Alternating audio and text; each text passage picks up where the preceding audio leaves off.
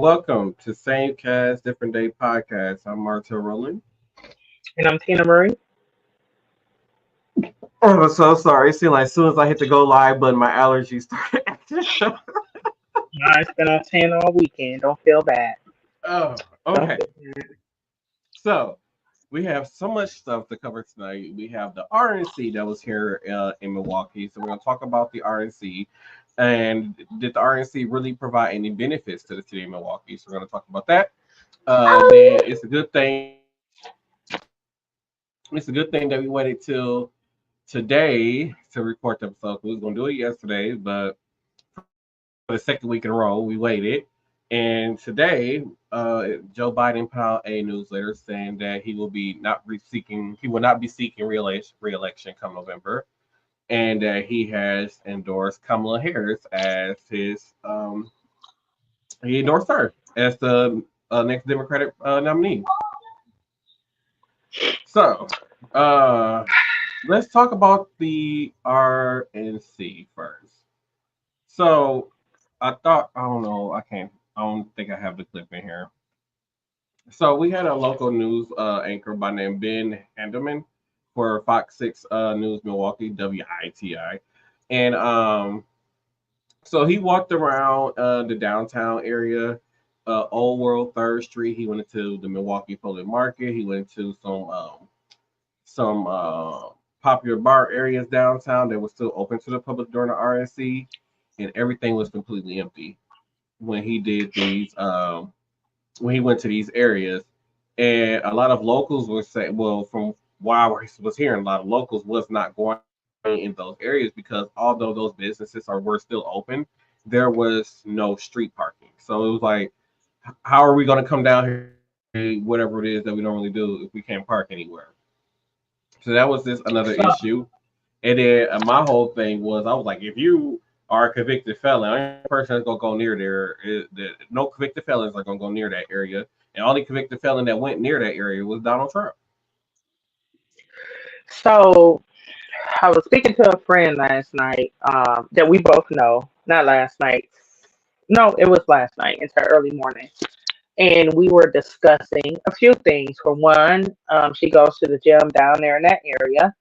And for two, she has a friend that lives in that area, right? Mm-hmm. And she was asking me, how many people were supposed to attend. And I remember reading an article early on and said 500,000 people were supposed to attend. Now, I don't really know how many numbers, what the numbers were that attended the RNC. But Mm-hmm. I did watch the RNC every day. And on last night, Pfizer Forum was filled to capacity. So I looked online to see what capacity was, and it's based on what event is going on. So like hockey versus basketball versus like a concert.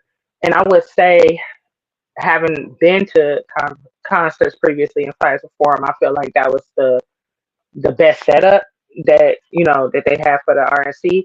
So it said capacity was about 18,000, right?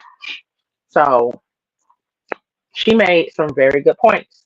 So she and her husband have um, invested in a food truck that is positioned down there on Water Street. And typically, this food truck gets about anywhere between 300 and 400 orders in a day. But during the RNC, if they were doing anything between 40 and 60 orders a day, which is Mm. crazy. And she was just commenting on just the lack of people down there. She said it was like a ghost town. So she said it was weird to have so many more people supposedly in our town. It really didn't make a difference. And I feel like the only inconvenience that was made is because they had streets blocked off, highway exits blocked off, so you couldn't get off on certain highway exits. But I mean, my travel wasn't any different, to be honest. Just based on the number of people, I know some people complain about their commute into like work or whatever was different, and it was more so because they couldn't get off on their regular exits that they get off on. So people were detouring. Um, so I thought that was pretty interesting, for so many people to supposedly be in our town, and they basically, like, our businesses were basically blackballed. Like, nothing came into our economy as far as having the RNC here. Like, our economy didn't benefit in any way, So that sucks. I'm sorry, Yeah, y'all. the He just woke up. only places that made money really is the Punch Bowl Social. And if you look at how the Deer District is built, so you have Fires of Forum, and it is like a district that you just basically walk in, no cars can drive into it. So across the way from Fires of Forum is the Punch Bowl Social. That's where a lot of Republicans was going to get to get lunch and dinner and have drinks and stuff like that. So those places were making money. But anything outside of that vicinity, maybe the new hotel that they just built, which is right across the street from Fires of Forum, they have like a presidential suite and they have like a rooftop restaurant. So that probably made some money. But it was like other than that, no. And then one thing that I did notice was there was a lot of coach buses in the downtown area. So like after the event was over at the Fires of Forum, a lot of those people was getting back onto those coach buses, and we're getting bused to like wherever their hotels and stuff were, and like others because some people probably had hotels in Chicago, Racine, Kenosha, Waukesha, and so much for like neighboring counties. So they were probably getting bused back to those areas. So maybe those areas were the areas where those people were, their hotel was, is where they mostly probably spend money at. The only place that I was told that the Republicans and Democrats were spotted at outside of Fires of Forum was outside the convention was at the Waukesha County Fair. That's the only place I heard about them being spotted at. I remember at one point they were having a party at the American Family Field, formerly known as Miller Park. I don't know if that actually happened. I haven't seen no video of that actual party happening.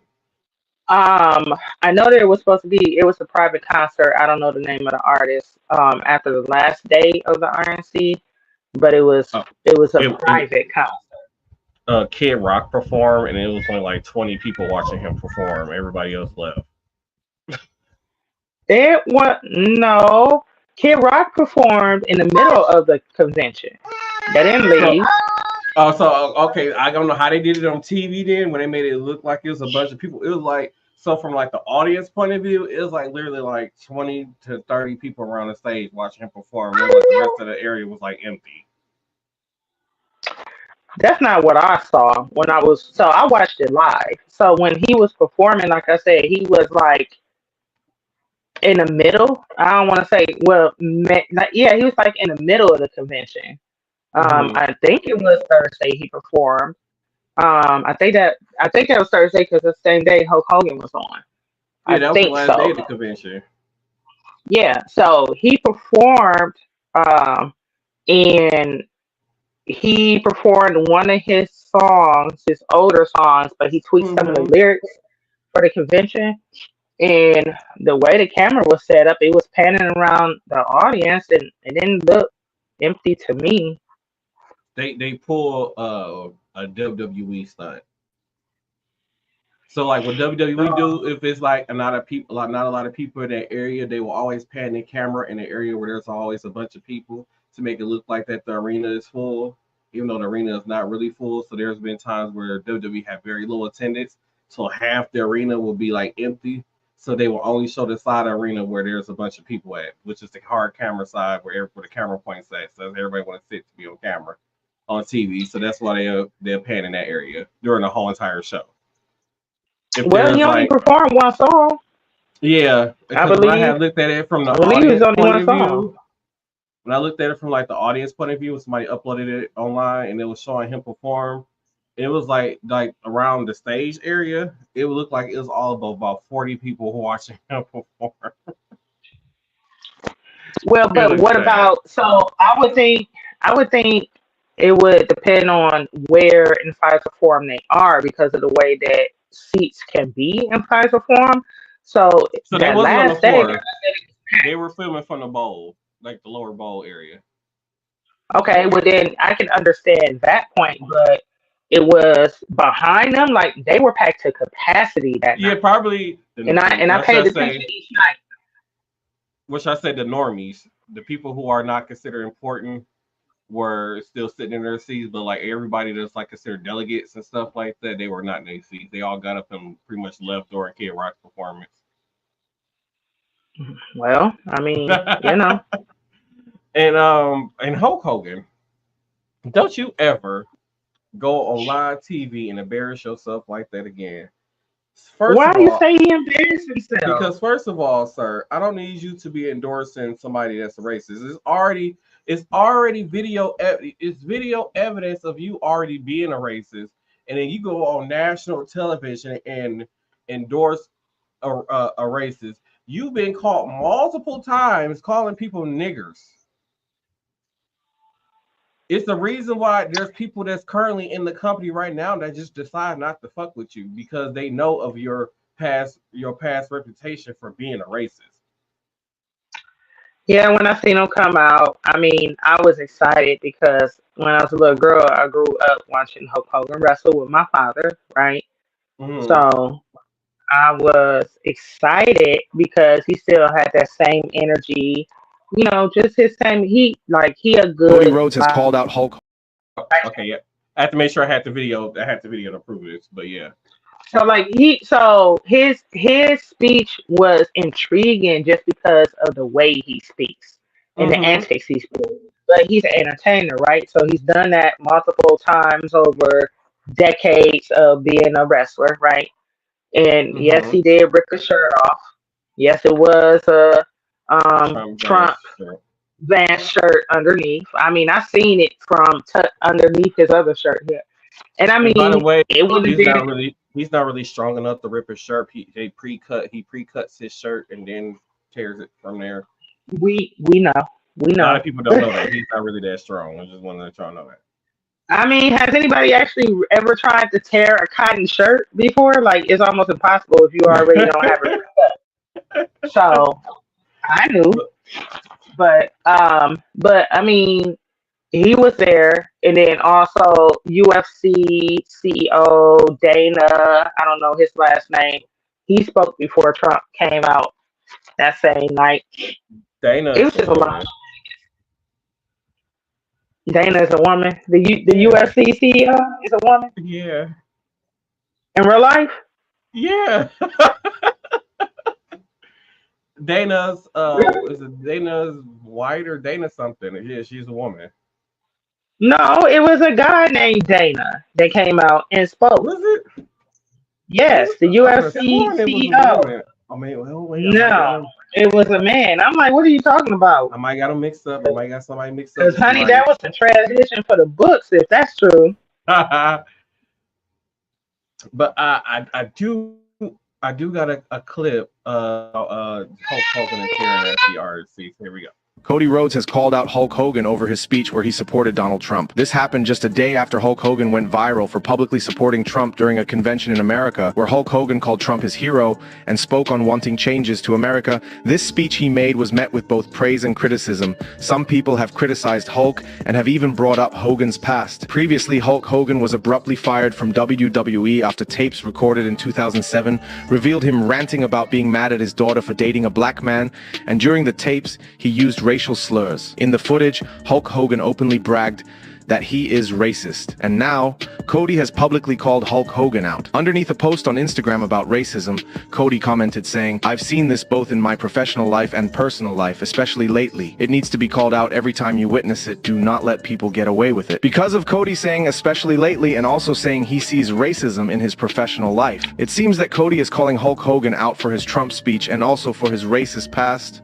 It's worth noting that Cody's wife is black and he has a biracial child, so Cody will be personally affected by issues of racism in the world, and he will want to speak up on things even more than a lot of his peers would. It seems that Cody wants to stand up for what he believes in and doesn't want anyone to be treated differently because of their racial background. One fan said, "Cody Rhodes is a true leader and a role model. He's not afraid to speak out against racism and bigotry, even when it's someone as iconic as Hulk Hogan. I respect him so much for taking a stand." Another fan said, "I don't care about politics in wrestling. I just want to be entertained. Cody should stick to wrestling and leave his personal opinions out of it. He's alienating a lot of fans with his woke agenda." And finally, one more fan said, "Hulk Hogan is a legend and Cody Rhodes is just a wannabe. He has no right to criticize Hulk. It's disrespectful and unprofessional. Cody should apologize and focus on his own career." First of all, Hulk Hogan don't even wrestle anymore. So why they talking about something he need to keep his nose out of wrestling?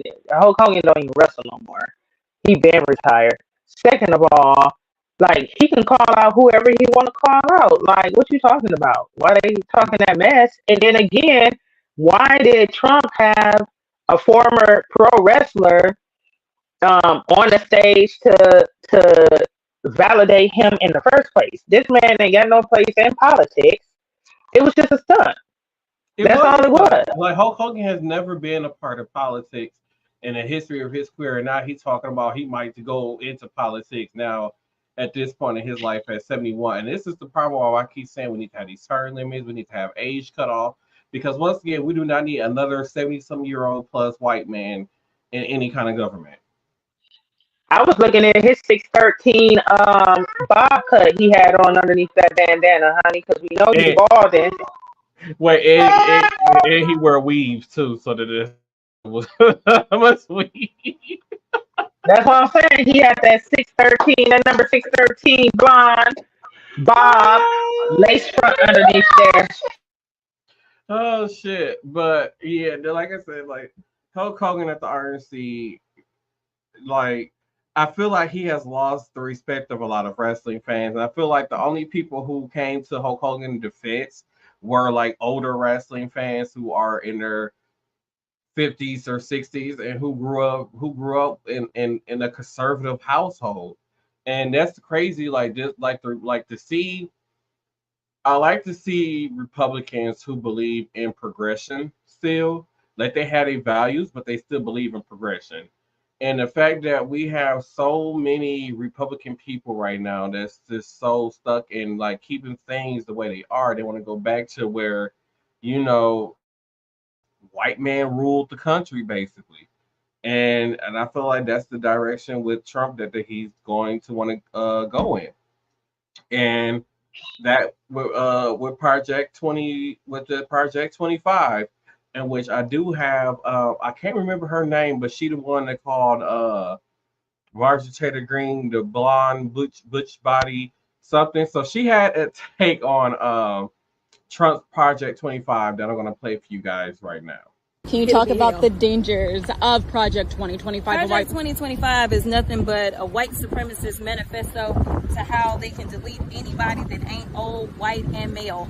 That is all it is. It's about attacking diversity, equity, and inclusion. It's about attacking those that don't want to bow down to the orange Jesus and decide that they're going to be his loyalists and do whatever they want him to do. It's about getting rid of the Department of Education, getting rid of the Department of Justice, making everyone subscribe to the way that they understand and interpret Christianity, which I'm sure is the same Christianity that somehow justified slavery. That's why Trump had to go ahead and send that dog whistle about our black jobs. And I got news for him and anybody else. My black ass is exactly where I'm supposed to be, trying to check them and their white supremacy. So essentially what it is to destroy us and to destroy democracy. It also looks at consolidating power in the hands of the president. This is what we already see happening when we look at what the Supreme Court did when they decided that they were going to crown him King Trump and give him immunity that has never been warranted or given in this country. Warrants immunity that would allow him to literally kill somebody and get away with it. So that's Project 2025 in a nutshell. And don't forget your grannies and your aunties, because they're trying to take your Medicaid, Social Security, and Medicare.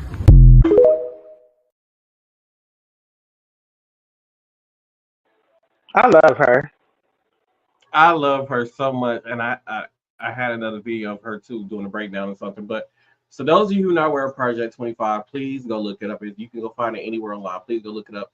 It's a very good reason why you should go take your black ass out to go vote after reading Project 25. And before we kind of change subjects a little between the RNC and the whole Kamala Harris story, I gotta say I love my city. They went and found the right person to interview for this. And when they asked this question, so I'm going to play this video for y'all. Is there any chance that you vote for Donald Trump this election? I'll let you answer that question. Look me in my eyes. No. Not now.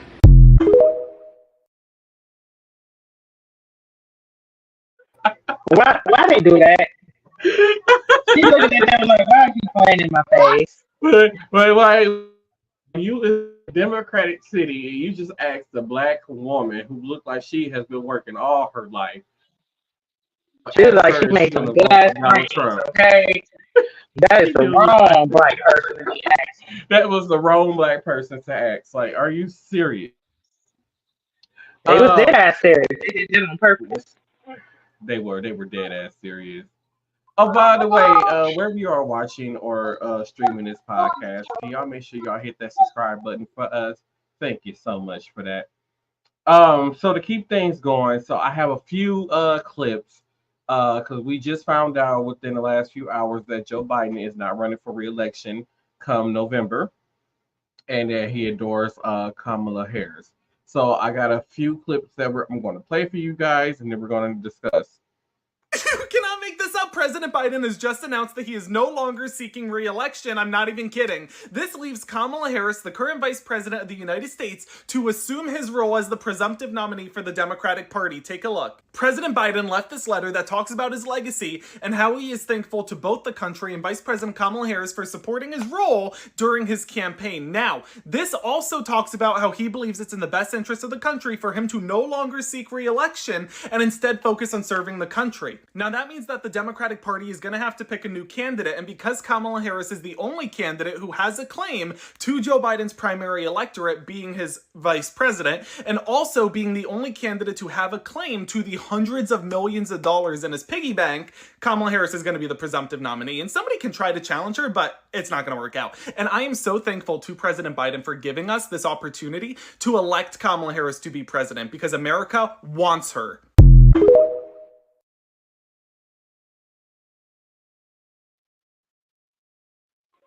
America. So I got. No, go ahead. Nothing. It's our segue into talking about the whole him stepping down thing. Yes, I do got some clips to play before we get into it. So here we go. Okay. We have some massive breaking news. A huge amount of donations has flooded into Vice President Kamala Harris's campaign since President Biden endorsed her to be the next Democratic nominee. I mean, this is remarkable. In the first hour after President Biden dropped out and endorsed Kamala Harris, they raised more than $5 million in 1 hour. That is a huge amount, and the donations continue to pour in. Look, there is a real energy surrounding Vice President Kamala Harris now being the Democratic nominee. People of all ages, all backgrounds, all identities are stepping up and saying, yeah, let's make sure that Vice President Kamala Harris beats the convicted felon Donald Trump. I mean, just look at the difference between the candidates. Vice President Kamala Harris was a district attorney. She was a prosecutor. She prosecuted criminals. Donald Trump is the type of criminal that she prosecuted. Folks, let's stand up for the rule of law. Let's stand up for American democracy. Let's stand up for what's right and get behind Vice President Kamala Harris and have her beat Donald Trump in 2024. You cannot make this up. Donald Trump just handed Kamala Harris a massive win because of J.D. Vance. J.D. Vance is Donald Trump's new running mate, and he is no ordinary Republican, okay? This guy is going to have to go debate Kamala Harris, but he has very little experience in public service or office, okay? This guy has been a senator for 1 year, okay? And not to mention, he has hated Donald Trump for 30 out of the 39 years he has been on Earth, right? This guy said that Donald Trump was the epitome of a 1944 dictator that I can't say the name of without breaking community guidelines. That's how bad that is. This guy right here said that Donald Trump is reprehensible for hurting immigrants, which I agree with. However, Republicans will not agree with that, and Kamala Harris is ready to bring it up in the debate. And all this stuff can be proven proven because it's still on his Twitter account. Kamala Harris, all that she has to do during the debate to ruin him is say the truth by mentioning that he wants to keep women in marriages even if they're violent. If you're in a violent marriage, he wants to keep you there. You cannot make this up. Donald Trump's Supreme Court's going down because of Joe Biden. President Biden announced today that he's preparing to propose legislation that would implement term limits on the Supreme Court. That is massive news, and this comes after the Supreme Court declared that Joe Biden and Donald Trump have presidential immunity, essentially making the presidency into a monarchy. So I can see exactly why Joe Biden's doing this, and you're going to say goodbye real soon to Clarence Thomas and Samuel Alito so long as Democrats win back the House in November. Now, moving on, It ain't the right clip. So who decided that Supreme Court justices were supposed to serve until they pass? Like, that's stupid to me. No idea. They should have terms. They should have terms. Absolutely, they should absolutely have terms. Should they think they? And it's crazy because when a Supreme Court justice passed away, the president picks who he wants to replace that person. So we can possibly have a Supreme Court where it's all conservative justices in that position. So I believe the last person. So we did have one of the most I don't want to say rule pushing, but progressive Supreme Court justices died during Donald Trump's presidency. She was one of the ones that backed Roe v. Wade, if I'm not mistaken, right? I believe so. And once she passed and they put the new justice in her, I can't remember her name. I believe it was a female that he replaced her with. Yeah. That's when they overturned Roe v. Wade. And if anybody don't know what Roe v. Wade is, that is your right to have an abortion. That's correct. And that is correct. So that's good news. So that's good news that Joe Biden said. Because I feel like if Kamala was to get elected into the office, if she was to get reelected, if she was to get elected into the office, that'd be something that we know that she'd try to push the change for that term limit. And then second, just think about if she was to get elected and then get reelected, because technically she can run for 2 terms still. That would have been 12 years of a Democratic president for 12 years. If she win and then get reelected, that's 12 years of a Democratic president. Something that has not happened in decades. So I'm happy. Not to mention she would be the first woman. Yep. Not on top of that, she would be the first woman to be elected also. So yeah. So speaking of so I was like, okay, so as Kamala Harris becomes the nominee for the Democratic Party to move, who should run as her running mate? And so I initially had thought that it was just going to be they were going to flip-flop roles. I don't know if that's possible to do. I've never seen it done. Have you? I've never seen that done before. The only way I've seen, I've never seen it. I don't think the president has ever been downgraded to vice president before. I don't feel like it's a downgrade. I feel like it's a way of preserving what they intended to do. I haven't seen, but I feel like with Joe Biden catching COVID and it's really affecting him in such a bad way, I don't feel like he's going to even want to continue to go on to be vice president. Like I said, he's been in politics for so long, and at 81 years old,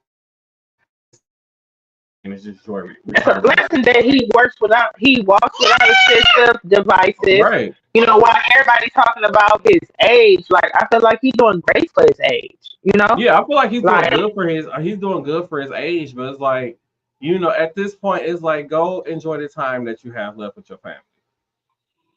I agree. I agree, but I don't feel like that politics had ever stopped him from having fun with his family. He seemed I like mean, he would be a pretty fun guy, honestly. You know, right. he I'm not always saying seemed he kind of he. laid I don't back. think it has, but the job as a president, I feel like takes more time It away ages you. from. It, well, And it like I ages you said, too. and then there are times where he has to be woken up hours of the day, or he's working 15, 16, 17 crisis. He was trying to deal with the war that's going on overseas. He's dealing with the Ukraine war. So there's a lot that he was dealing with as a sitting president. So I feel like the best combination going into, for president and vice president is this duo, this man right here. The governor of California, Gavin Newsom, should be her running mate for Oh going yeah. into this election. Oh This is yeah. who I Oh yeah. want to I see agree. her run with. The debate that he did with Ron DeSantis and destroyed that man, that's who I want to Gave him see up. uh, win that. Who I want to see him run with.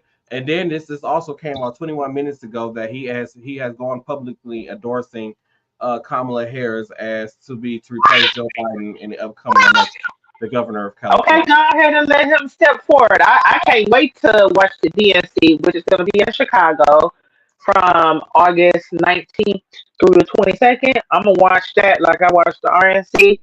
And to be honest with y'all, I've never watched either one of them in my life. In the 41 years I've been That's how alive. important is it. I'm gonna tell you, Tina is the better reporter on this for this show for this part of the show, y'all, because she actually watched. I didn't watch any of it, so she was the better reporter. I got clips. I watched the clip notes. RNC. So Tina was the more dedicated one this time around, which was a good thing. Because one of us, I was being responsible. Every night I came home from work and I watched it. I sometimes didn't catch the beginning of it, but I feel like it started around 6 and would usually end a little after 10 o'clock. Except for Thursday night when Donald Trump had an almost 2 hour speech where he was basically repeating himself and rambling on, and I felt like it wasn't one of his typical speeches, and it seemed kind of lackluster. But then I kind of feel like it was a ploy to kind of make him seem a little bit more humble, right? Because he was speaking in a lower tone of Mhm. voice, uh, and he said something about Biden once. He said his name once and said he wasn't going to say it again. Then they brought out the firefighter who lost his life during the assassination attempt in Pennsylvania. He was, I think he had just retired from firefighting, so they brought out his coat and his helmet. Donald Trump went over there and I think kissed he's the still helmet. active duty. That's just something they normally do. Oh, When they okay. do it. I believe he was still active duty. I think Oh, okay, they was okay, just okay. him and his family was at the rally. He when the In shots went off, Pennsylvania, yeah. he was shielding his from the bullets, and he happened to get hit by some of the bullets and passed away. Well, I know he did just turn 50 because I did my due diligence and my Hmm. research. So if he was a 50-year-old firefighter, I don't know if he was sergeant chief, like whatever position he held. But unfortunately, he lost his life trying to save his family. Okay. Hmm. Um, Donald Trump did mention him. It was a lot of things I expected and I didn't expect. I didn't expect Donald. I mean, um, Hulk Hogan. I did not expect the UFC CEO to come out. And just to hear both of them talking and how long they actually been friends with Donald Trump, 20 plus years, 30 plus years. You know, um, then his wife came out the last night, Melania, um, She do not Trump, want this and man. man, she be looking like, She does not want this man to win president. She was like, I was just looking for a sugar daddy. I did not want to become first lady. Now I got pictures of me out here. I'm the first who got new pictures of out there on the internet. so, This I mean, role wasn't for me. but at the same time, I'm sorry, y'all. He excited. He watching the movie. But at the same time, I can say she has not been problematic. I She mean, hasn't. outside of her plagiarizing that speech that one time, she been minding her business. I feel like, you know what I'm saying. Generally, the first lady like does like public service type of things while her Well, husband's in the yeah, office. they're You know what and I'm then saying? and then a lot of the first ladies they're involved in like more of the public school system. They're involved in like Yeah, the charities that goes on and stuff like yeah, that. And like when it yeah. came to her actually having to get involved in that stuff, you could just see when it looked like she was being forced to do these things. Like you could tell she had no interest in trying to keep up this persona of the first lady. She had no interest in it whatsoever. Well, it All she wasn't. knew is It that wasn't her when somebody lane. was taking yeah, all she knew was that when I got to be on, so somebody put a camera on my face, I need to smile. What she's trained to do, right? Because she was a model, so she does that Hmm. well. Like in front of a Hmm. camera, she looks great. She's Yeah. not a she's a beautiful woman.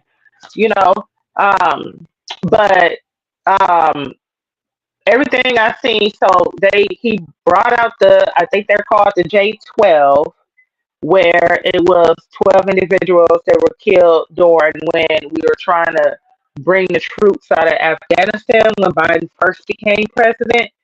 um, Hmm. they had a whole video they put up there, and I was like, "Oh, this is touching. This is sad." They lost their family members. They were all very young when they lost their lives. But then it just switched to a darker tone. It was like, "Oh, President Biden didn't do this. He was on a tarmac and he was checking his watch the whole time. I didn't feel like he cared."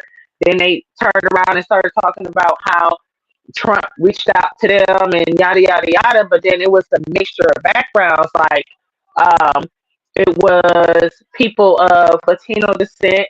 It was people of what I presume to be um, Middle Eastern descent, um, and Americans or whatever.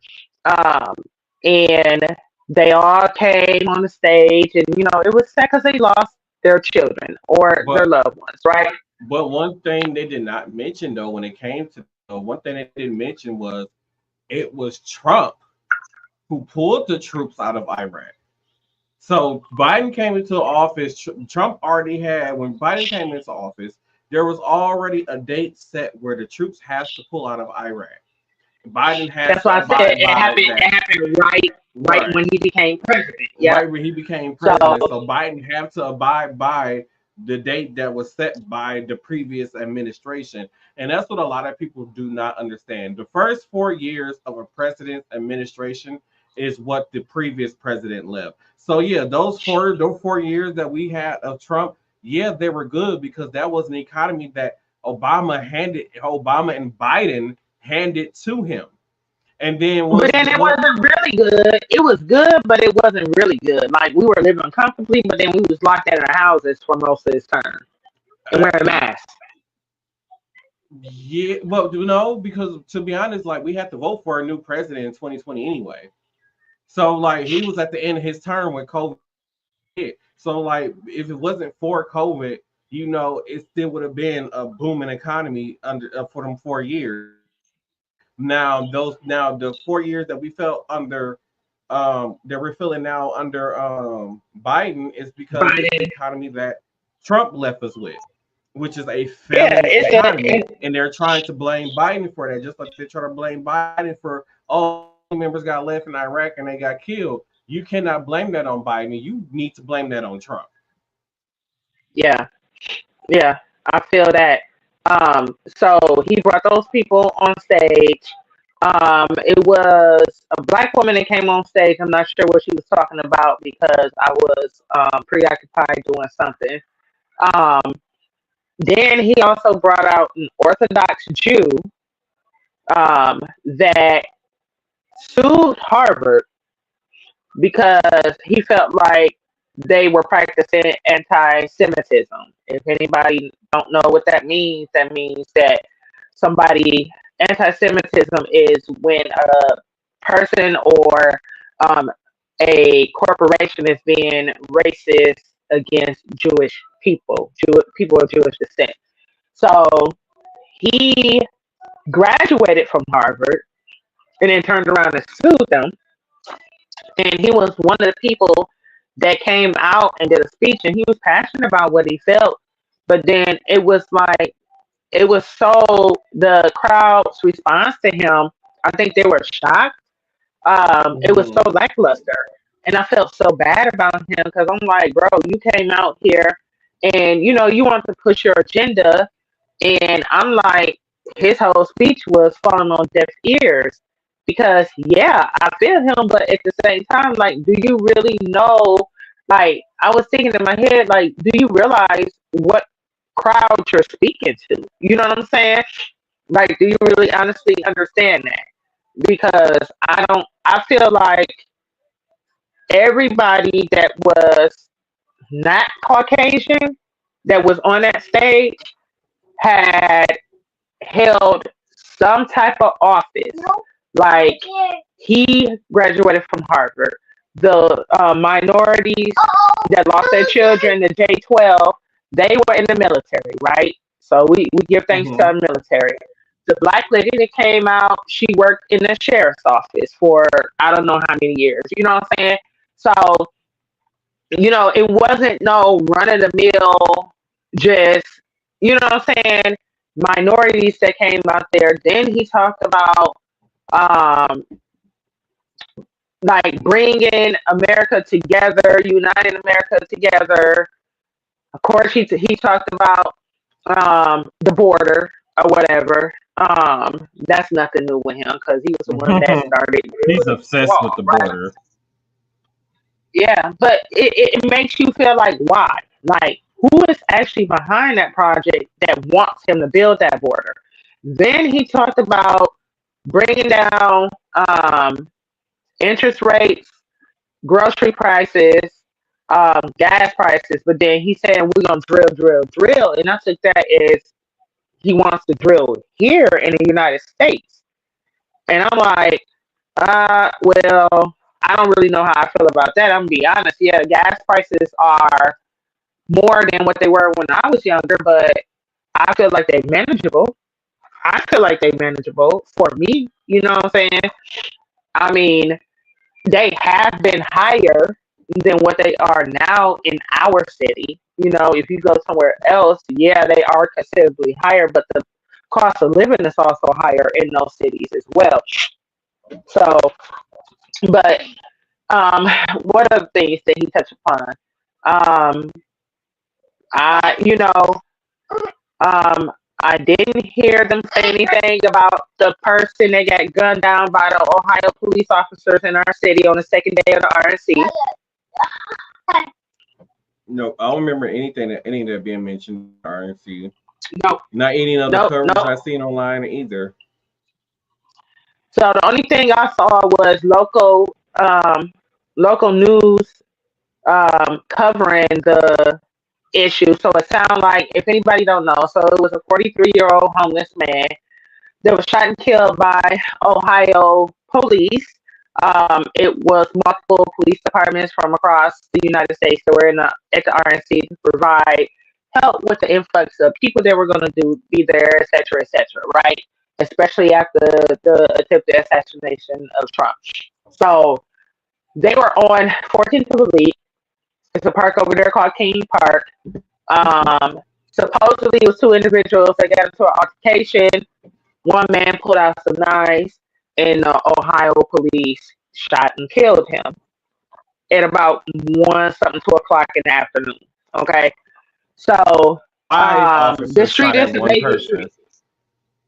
I was gonna say, so they did release body cam footage that showed the police yelling and running towards the guy, but then it stops right before they actually shoot him. And it looked like, so from their accounts, they said that the man was lunging towards the other man that he was arguing with, but it looked like the man was he looked kind of startled. It looked like he turned around and looked at him and looked like he was bending down to place the knives on the ground. That's the way I took it. But then I was reading the article and they showed traffic cam footage.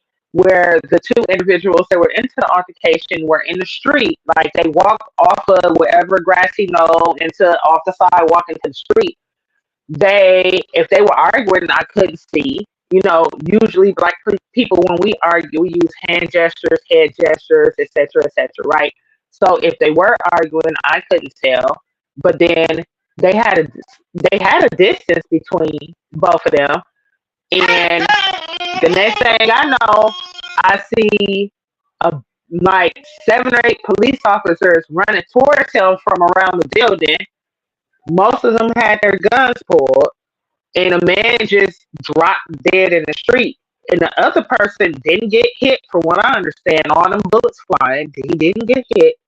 And he just stood there, kind of in shock, and just stood there and just kind of was like standing in the street, like looking, you know. Man, So mind y'all, Ohio is the same state where the teenage boy got shot. The unarmed teenage boy got shot dead in the park by the police. By the way. and they So were from Ohio is known for this thing where, yes, Ohio is known for basically shooting first and ask questions later. When it comes to, So I'm thinking, man, like what, you know, where are they from?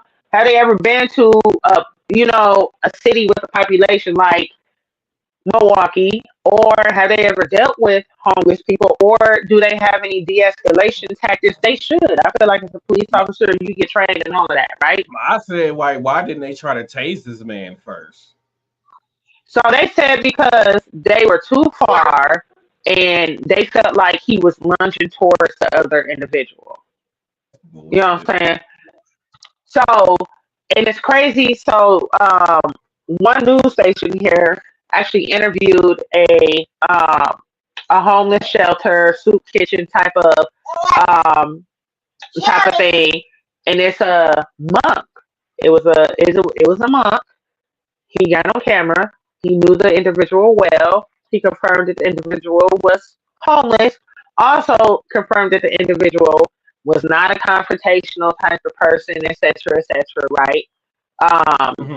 And he also said that he reached out to authorities prior to the RNC because he felt like something like this was going to happen because we were going to have multiple police agencies here in the city. And he was like, he wasn't sure, you know, you come into a different city, you don't really know what the norm is, etc. And he gave them pamphlets about, you know, de-escalating with people who have mental health issues, persons that are homeless, things like that, you know. And he still had that, you know, hey, if you still need help in those matters, you know, come see me. But it was sad, you know what I'm saying? I'm like, that's crazy. So from what I understand, Waukesha and Milwaukee are both supposed to be investigating it. And I really hope this doesn't get swept underneath the rug. And I hope all of the people that discharge their firearm, because they got to so I know the autopsy was scheduled for the following day, but they have to determine who actually killed the person, right? If you got that many people shooting guns, what bullet actually killed him, and everybody needs to be on administrative duties. That's duty, everybody. Yeah, and then I felt like it was like you got 5 officers shooting at him. It sounded like all 5 of the officers emptied a whole clip into this man. So it was like did it really take what? It's probably about.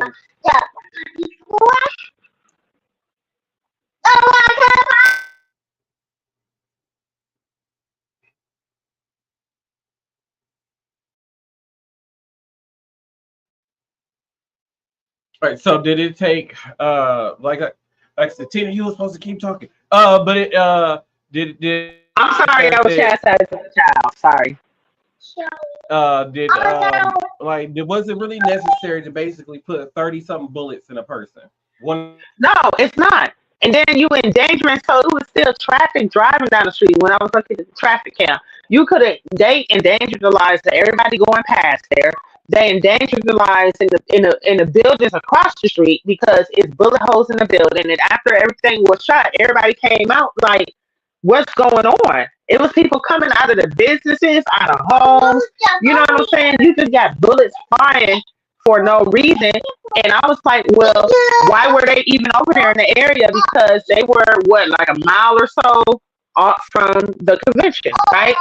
So I looked into that, and it sounds like that they were all bicycle cops that were supposed they were over there getting their assignments from their supervisor, and that's why they So have to yeah, be in so that to give area. y'all account, so the convention took place on 6th Street, and the shooting took place on 14th Street.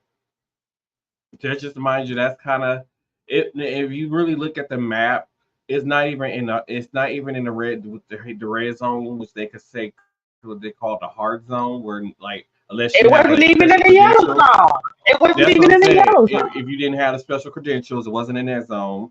It wasn't in the soft zone, which they considered the yellow zone. And to be honest, like one of the streets that I was taking to get home was to get around downtown. Well, I would take 12th Street to Walnut to get back on 6th Street to drive north. Um, um, I drive in right outside the yellow zone, coming home from work. And so, and that happened, and that shooting still happened another 2 blocks away from the yellow zone outside of where I would normally drive to take my other route to get home. So it's like they quite a distance away from Pfizer Forum. So to have those officers who are from another patrolling, I think it should in the area. And then on top of that, it was saying that they were putting those officers over there because they got heard of a potential protest that was going on. Once again, nobody even showed up to protest in that area, first of all. And then second of all, why in that area that is so far away from Pfizer Forum when they have so many other areas that's closer that they're allowed to protest in? Like it doesn't make sense whatsoever. Like, I don't know why they thought that the general public was going to believe that story. Like I don't believe it. It's like, and I was thinking if you guys brought in all these other officers from all over the country to help with the RNC. RNC, like shouldn't they only be in what they consider the RNC zone? And then that means that none of our city police officers should have been nowhere in that RNC zone patrolling, and we had all these other cops from all over the country. So in that case, like that should have been all police department, MPD. That's all that should have been there in that area patrolling. That should have been around in the area. That should be driving the area. That should have been our bicycle cops. That I feel like there was no business for outside agencies to be patrolling anywhere in our city. It just should not have happened in my opinion. And I'm going to stick to it. So after the shooting happened, they did go down there and protest. So, and I didn't. I mean, I bet they would. I would too. But I didn't see any. I'm sorry, y'all. He excited over here. I didn't see any news coverage of the protest. I did see. I believe it was TikTok or something like that. That people were down there protesting that. It was for him, and it was for somebody else that was held downtown. So you talking about the and incident killed. that happened at the Hyatt Hotel? So the news reported though that there was protesters on 14th of July to protest the RNC.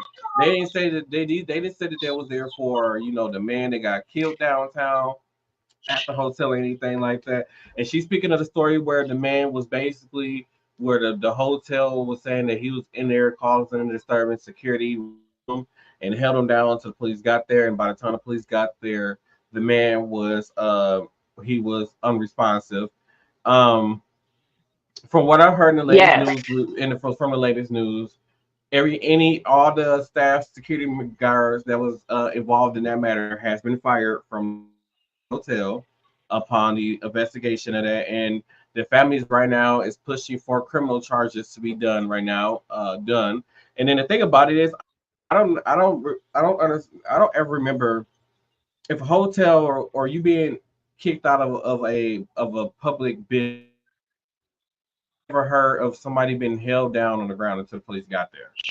Most of the time, they just toss you out the building and say, "Hey, don't come back. We're gonna call," or the person lingers around. "Hey, we're gonna try to call the police. We're gonna try to get trespass and whatever."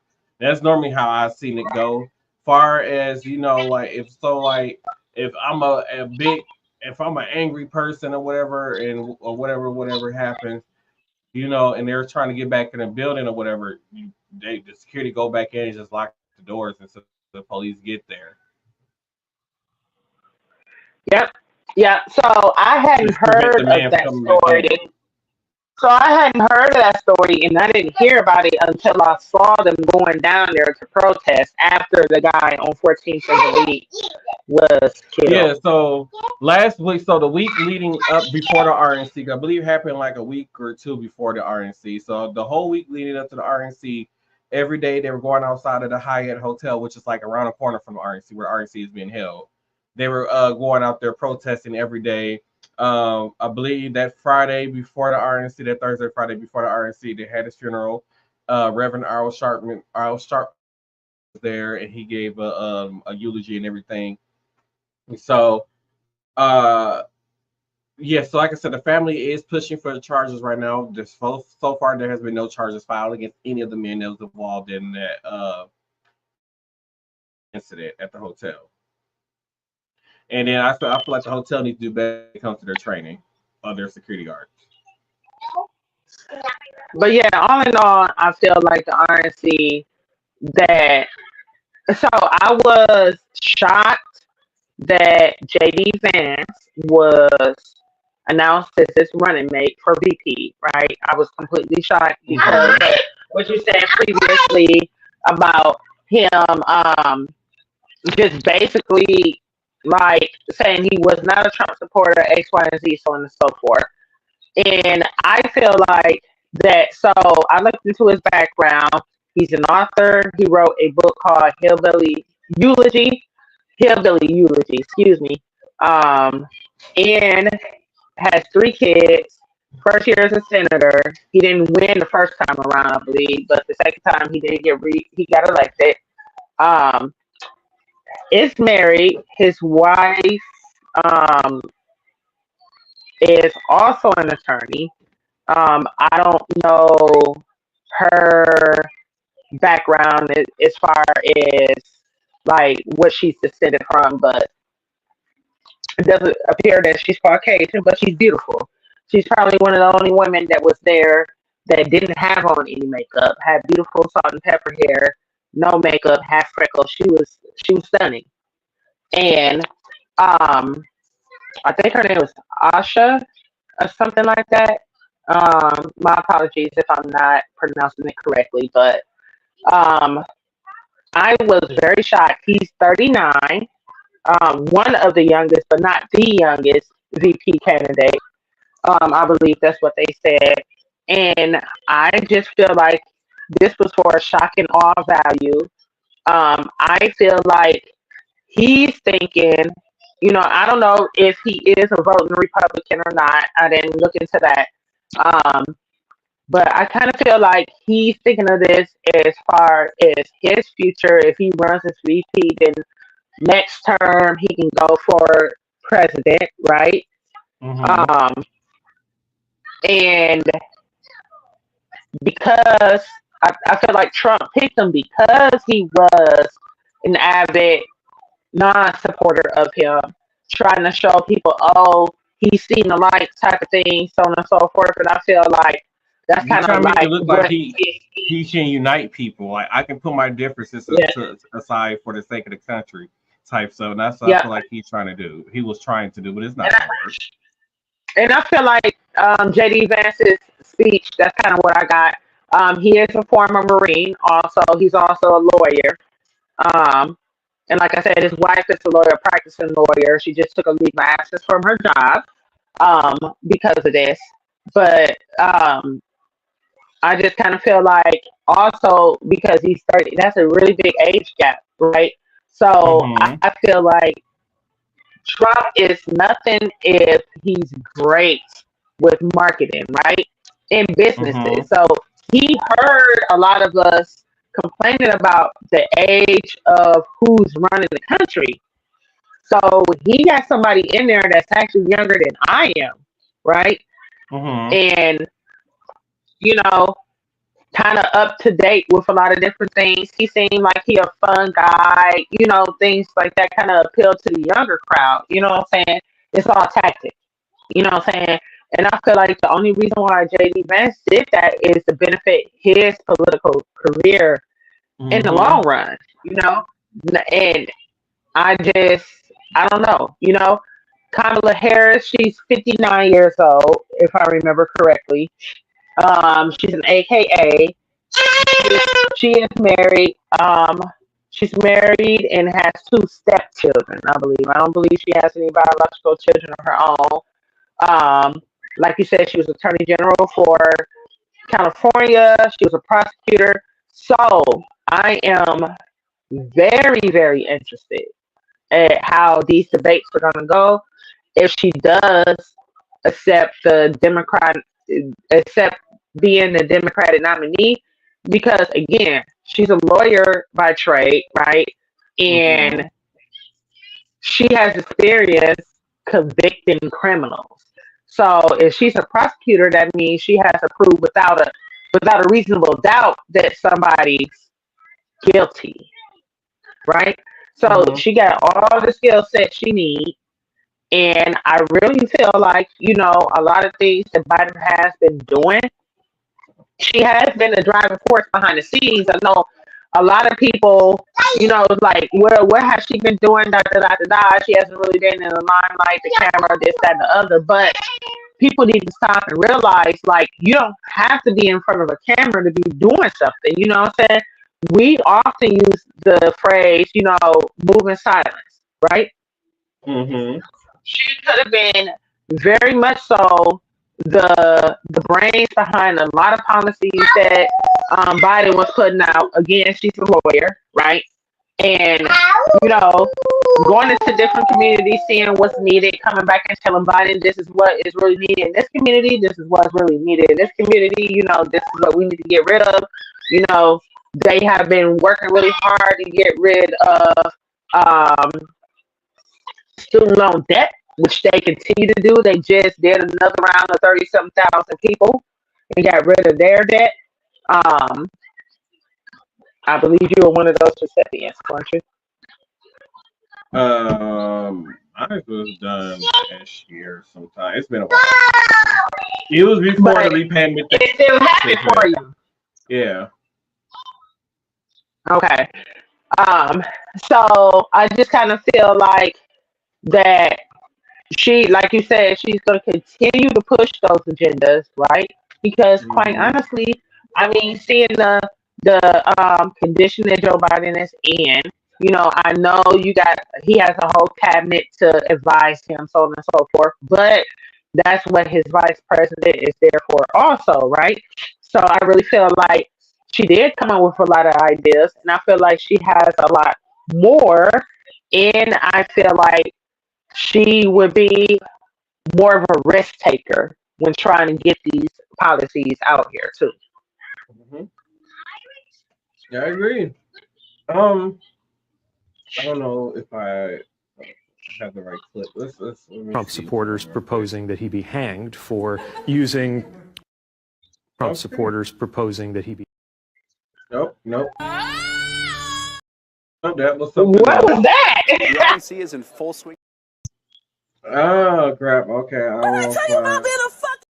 Oh nope, I ain't got that. That looks interesting. That's not it either.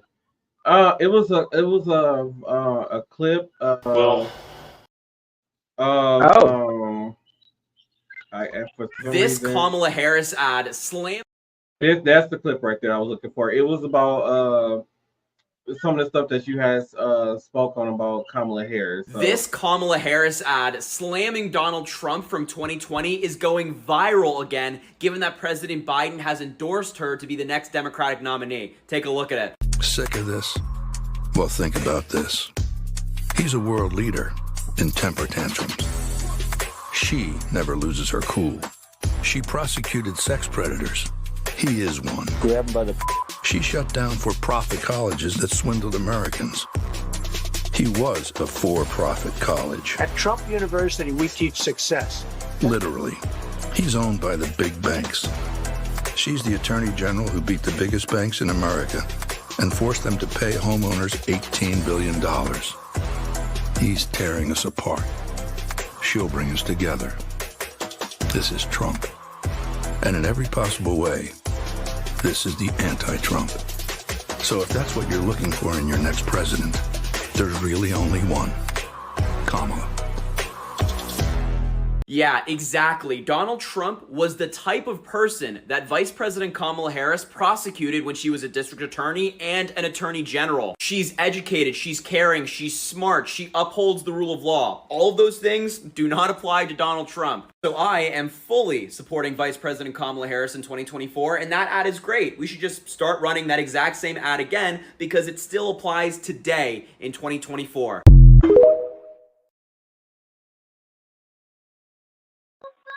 I agree with Rosy Cheeks. Oh my God, I agree also. I agree with him. Yeah, you know, it's just so she graduated from Howard. That's where she got her law degree from. For anybody that don't know, and Attorney General is the highest lawyer like position you can hold outside of being a judge, right? You're In a basically state. the attorney for the state. Yeah. So she's seen a lot. You know, she has a lot of experience for a lot of different things. And convicting sex predators is probably a very difficult thing, I would think, for anybody. You know, I know I've seen a lot of chatter on social media, like she was locking people up for drug offenses, black men up for drug offenses. And I'm like, okay, first of all, you're not specifying what drug offenses, right? And I know people have kind of been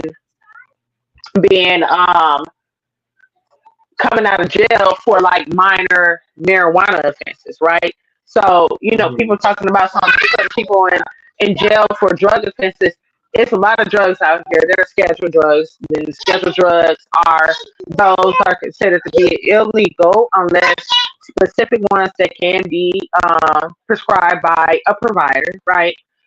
In a controlled environment for reasons because they are susceptible to being misused or addiction, right? So I don't really feel any kind of way about that whole statement, you know. I don't feel a way about her being married to a Caucasian man. It was people saying, oh, she's not black, she's a mixed descent. The majority of black Americans are of mixed descent. So, you know, it's just a lot of, I feel like it kind of comes down to her being a woman, and they don't want to actually say that because, you know, you look stupid saying that. You don't want to. They're not ready for our first Madam President. Yep. And I honestly thought it would have been Michelle Obama, but I feel like Joe Biden and Kamala Harris coming after the Obamas. And I mean, she wasn't the vice president, but she was a very strong force to be dealt with, you know. And yes, I'm still really standing would on like it. to see him. And you're not wrong. Like after you played that clip, do you still got that clip? Because he ate him, honey. He read him to filth. Oh man, he read him to filth, y'all. He read him to filth. He did, and that's what he get. He got up there, and that man just gave him time to speak, and he just like debunked everything he was saying. All his lies, every single line saying that Ron DeSantis lied about, he called him out on it. He did. He did it so smooth, and I was like, oh. Not only did he call him out on the lie, he gave him actual facts after fact on him. Come on, man. That's what we need. That's the two that we need to be running. Yes. And I feel like, you know, with what like 4 months away. I'm sorry, y'all. We're like 4 months away from election, and everybody like, oh, well, Joe should have dropped out a long time ago. Not necessarily, because I kept saying that I felt like the Democrats had something up their sleeve because they know the DNC is next month. That's their deadline for announcing a nominee to be on the ballot for the Democratic Party. So I felt like, if it was concerns about Joe Biden's health, or his mental capacity declining, because of his age, and that sucks, right? Because we're supposed to be a nation that we had a president in a wheelchair. You know what I'm saying? So regardless of whatever disability, like, he has the right to run, but he did bow out. So I applaud him for that, for swallowing his pride if that was an issue. You know what I'm saying? For the American people. You know what I'm saying? And not saying that I was one of the people that wanted him to bow out, because I wasn't one of the people that wanted him to bow out. You know what I'm saying? But now we face a new issue where we have to we have a woman, if she does next month accept a nominee at the DNC, she has 3 months then at that time to campaign, and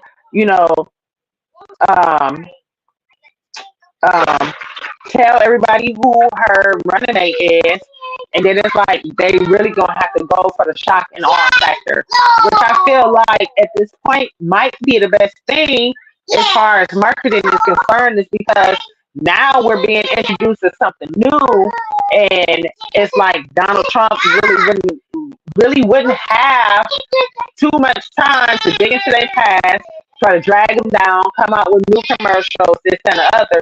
It's going to be solely relying upon the debates. You know what I'm saying? To pull out anything. And I mean, Donald Trump is a good BSer, but he's not an attorney. He's not a person that, can come up and have all of these facts after facts after facts. I'm going to quote this statute. I'm going to quote this statute. I'm going to do this, that, and the other. That's not his strong suit. He's just more of a general orator and an entertainer, basically, right, to appeal to the masses. That's it. I'm sorry, y'all. I went ranting because I feel it in my soul. Like, I'm so excited about this change. I was dreading this change at first because I was like, I really didn't know how people across America that would have voted for Joe Biden would have felt about Kamala Harris taking this spot. But, in the few hours after all of that was announced, it's just, the whole $5 million being donated. Just let you guys know, she's still on the campaign trail because she is making a stop here in Milwaukee this coming Tuesday. So she's still on the campaign trail, even with Biden saying that he's not going to seek re-election anymore. Just to keep and that's good. All she got to do is just switch gears and then just start now. Since she has his endorsement to run, she just gonna switch gears and start talking about the hot topics, and she probably got an arsenal lined up. Mm-hmm. You know what I'm saying? She could have been just sitting back preparing for something like this. It could have been discussed a long time ago. You never know. It's all about America and how they see, how they feel about a woman becoming, taking the seat in the highest position in the land.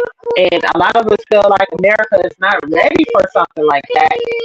Just like they weren't ready for Obama taking president, but then that made history in my lifetime. Our lifetime. But now, maybe that might have been the plan from the start. You never know. Maybe they bamboozled the Republican Party, and that was the intention from the jump. You never know. Right, and you're right about that. That's what I would have done. It did it again. I don't I know would why have, it does this. I would have kept my um opponents lost like that, right? They focused on Biden. They felt like he was declining, this, that, and the other. Then they got all hyped up, and then this assassination attempt, so on and so forth, you know. And it's so sad that people lost their lives behind that. And I still want to see how that play out as far as the investigation, all that, and if they are going to do an investigation because the young man was killed. But Trump is now condemning the Secret Service. That the director of the Secret Service is a woman. Okay, I don't know if anybody knew that, but now I see people just pulling and condemning and pulling her down just because she's a woman. You know what I'm saying? And that sucks. That really sucks. So I'm really interested to see. It could have been the Democrats kind of pulled one over on the Republicans and said, "Oh, you thought this is what was going to be happening, but the whole time this is what we were planning. We caught you off guard right at the end." Right, and you are 100% right about that. So, just being said. Oh wait, I got some comments. I had some technical issues here on my end. There won't be any real investigation before the election. The Democrats will stonewall before the election. They won't hold anyone accountable. It has nothing to do with her being a woman. It is that she's incompetent and she's not accountable. That's an interesting opinion. I really feel like, I don't feel like, making your way through Howard and, getting a JD um, account, is the same thing as being incompetent. So my idea of being incompetent, as far as what, being able to run this country, because there's been a lot of incompetent individuals running this country, in my opinion, that were, less credentialed as she was to be able to run the country. And I want to point things out to people like it's not a monarchy. She's not becoming the queen of the United States. She's becoming the president of the United States. And we have a whole system of checks and balances in place. We have the House, we have the Senate, we have the judiciary branch. All of those people can hold back the policy. She can be vetoed if they feel like it's not a fair policy that she's trying to push through. So it's a whole system of checks and balances put into this whole country. So I don't feel like, if you feel like she can or cannot do the job, like I said, I feel like it's a lot of other people. That's the reason why you got a whole cabinet of advisors, right? Let's look at Trump, right? I don't know if he was in the military. I've never heard of him being in the military. He ran businesses. He was a businessman. Yes. Never been in politics ever in life. Was never a lawyer, etc., etc. I really don't know if he holds a college degree. I never went and looked into it, So with that being said, what makes him the better person to choose versus her? If you want to sit down and think of who's incompetent to run this country, I feel like she has a lot of more bullet points in her favor than Trump does, just based on her whole experience as a prosecutor, an attorney general, a vice president, etc., etc. That's just my thought. We got a few comments from Bush went to Yale and he was incompetent. Credentials and competency are not the same thing. So, first of all, which Bush are you talking about? I'm assuming Bush Jr. But like I said, it was a lot of people that were voted into office that were incompetent. Okay? So, Brandon, you agree with me with that. So, I'm not going to say she's not capable of running this country and she has never ran the country. I'm not capable of running this country. Are you? Yeah, there's a lot of us ain't capable of doing half our jobs, but we still show up and do them. That's what I'm saying. You know what I'm saying? So this is what we got in front of us. We got 4 months to pick the leader of the free world. You know what I'm saying? So this is what we got. These are the choices that we have. Of course, you still have like independent parties, etc., etc. But you know, I have my choice. Everybody else is free to pick who they want to vote for.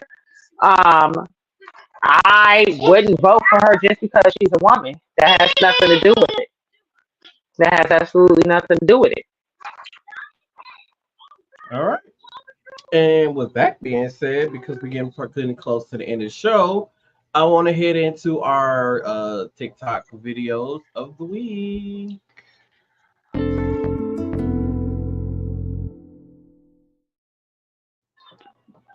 All right, so here goes our first video. When it comes to 1-year-old Tariq, you are the father.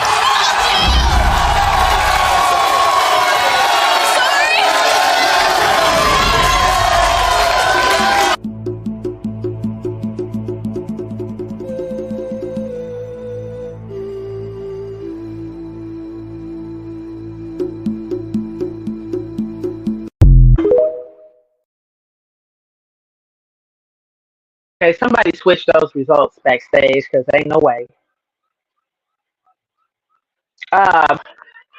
Okay, Brandon. Let's see here. Donald Trump objectively ran the country well. The economy was strong. Inflation was low. There was social progress on issues like the First Step Act. The border was secure. Okay, so I don't know if you caught the first half of our podcast.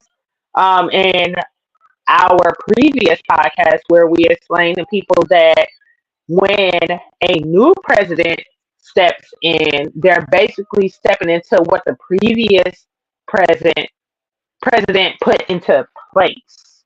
Okay, so when Trump became president, this was after Obama was president for he was handed a booming, he was handed a booming economy. He was handed an economy that had low unemployment. He handed him an economy that was basically making money. He handed us an economy where it was affordable to live. And like I said, and then what Biden inherited, what Biden is doing for his first 4 years as president was based on the things that happened during Trump's presidency, the laws and that he put in place, the taxes that he put in place, all that kind of stuff. So what we've been feeling the last 4 years is what Donald Trump put in place during his 4 years as presidency. And in order for us when going into the next 4 years, we're going to feel the effects of Biden has done for the last 4 years as far as his presidency. So we won't feel the effects of what Biden has done for the next 4 years. And that's just like some of the laws that the Supreme Court passes. It takes at least 5 to 10 years for us to really feel the effects of, of what the laws that are passed. I was going to say that. So that's true with politics. That's also true with medicine, right? If I put out a brand new medication, I'm going to continue to look at the research or, the clinical results of that medication 5 to 10 years after these treatments have been put into place, right? So I'm going to ask you this question. So you saying because I think you had said something about the economy and Democrats. Okay, so Democrats lost in 2016. So a lot of people say they want to break. The Democrats lost in 2016. So the reason why Democrats basically lost in 2016 is, just to be honest, a lot of people just didn't go vote. That's really the right reason why Democrats lost. They did not go out and vote in 2016 after Obama left office because, to be honest, a lot of black people, much less the African American community, just did not care about voting once Obama left office. Like right now, as of right now, there's a lot of people within the African American community who said they vote doesn't matter, so they do not vote at all. So that's one of the main reasons why Democrats did lose in 2016 because people just did not go and vote during that election. Now, if the same amount of people went out who went and voted during for both Obama's terms would have went to go vote, then we would have had a different story when it came to Hillary. On top of that, nobody really wants. I believe conservative people in this country do not want a female, in my personal opinion.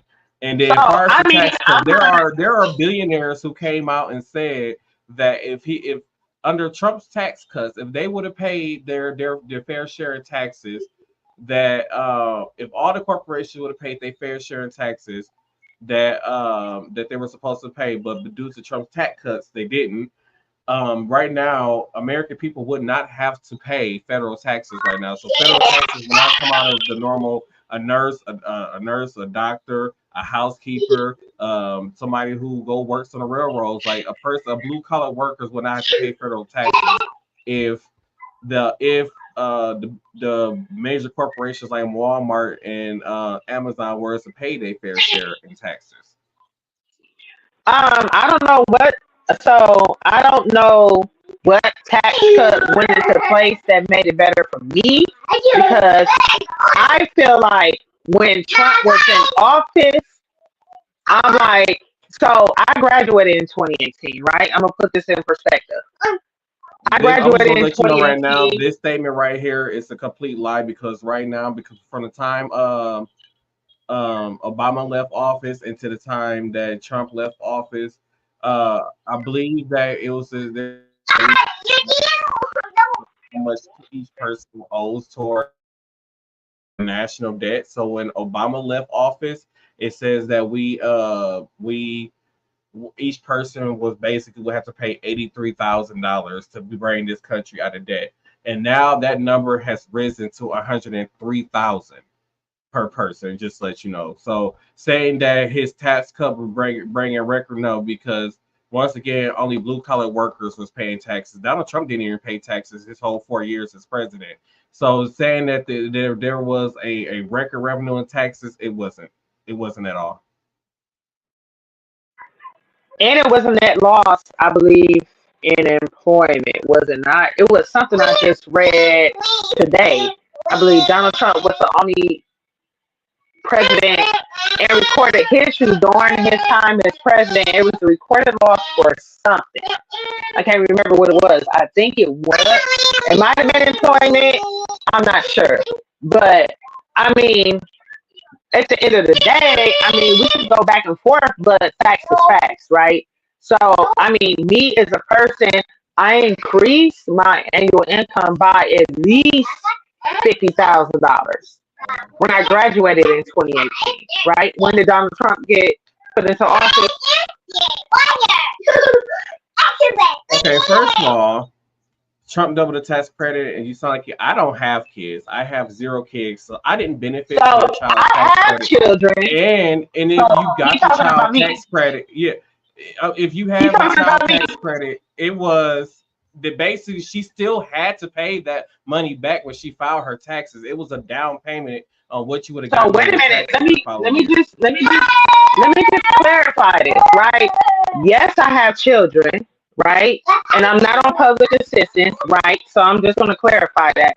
So my child tax credit, at the end of the day, I still didn't get a tax refund. Like, I was at the point where I had to pay taxes. You get what I'm saying? Mm-hmm. So I don't really know what me and the amount of money that I make in a year. I'm a homeowner. I take care of my children. I don't get public assistance. I don't get food stamps. I don't get any of that stuff. Okay, I pay for everything out of pocket. My property taxes have increased, etc., right? So I don't really see what child tax credit, this, that, and the other, so on and so forth, really has to do with me, because the time that I have increased my income, I haven't seen a change in as far as if I get a refund or not. I barely be on that cuff where I don't have to pay anything back, because I'm smart enough to sit down and realize if I need additional taxes taken out of my check or not. So that's the difference between me and a lot of people. I pay attention to that. So what she's saying, because you're saying that it has nothing, you're not talking about public safety. Only people who benefit from the child tax credit is basically people who have kids on public assistance, to be honest with you. Because the average everyday worker, the child tax credit really did not benefit them whatsoever. Because at the end of the day, they still like for me and her, we were considered essential workers during COVID. And during COVID, we still had to pay taxes. Taxes was coming out of our checks. The people who were considered essential workers was the ones that's keeping this a country afloat. And then like you said, it was misleading. We were misleading, talking about most of that. My comment was misleading about the debt, that most of it came from spending. Once again, because he misused funds, like when he was giving out those PPE loans, where you had people in the government who are senators and stuff like that applying for these PPE loans who didn't really need them. And then you had people who were applying for PPE loans who were millionaires and billionaires who did not use that money to for their companies. You had Kanye West apply for a PPE loan. And did he use it for his staff to pay for his payroll? No, he did not. So it's actually Trump's fault that he spent all that money, unnecessary money was spent, because he didn't have his checks and balances in place to make sure that that money was being allocated to places where it needed to be, where it was being spent wisely. So it was Trump's fault. Like that spending was all on him. Even with the like I tell people, with the stimulus money. The stimulus money is money that anybody who received the stimulus money, and if you have a job, you have to pay that money back. At the time he gave it to you, it seemed like free money, but that is going to go onto your tax bill, and you're going to have to pay that money back. There's no such thing as free money. One way or another, they're going to get their money. Them give you that stimulus money. That stimulus money that I got from the kids that I claimed on my tax return wasn't even half of one of my paychecks. I just want to put that out there. Wasn't even half of one of my paychecks. What even? Nothing. Nowhere near. That was put together before during the emergency. But once again, they should have did their checks and balances before putting these policies into effect. Even with the child tax credit, you said it was trying to apply to 100% of people who make less than $75,000. And then you got to realize anybody who makes over 50, to be honest, anybody who makes over $50,000, they're going to owe taxes regardless. So you could give them a child tax credit, but come next year when they have to file their taxes, they're going to have to pay that child. They're paying that child tax credit money back that they got. So to be honest, the child tax credit only people who made I would say $30,000 and less.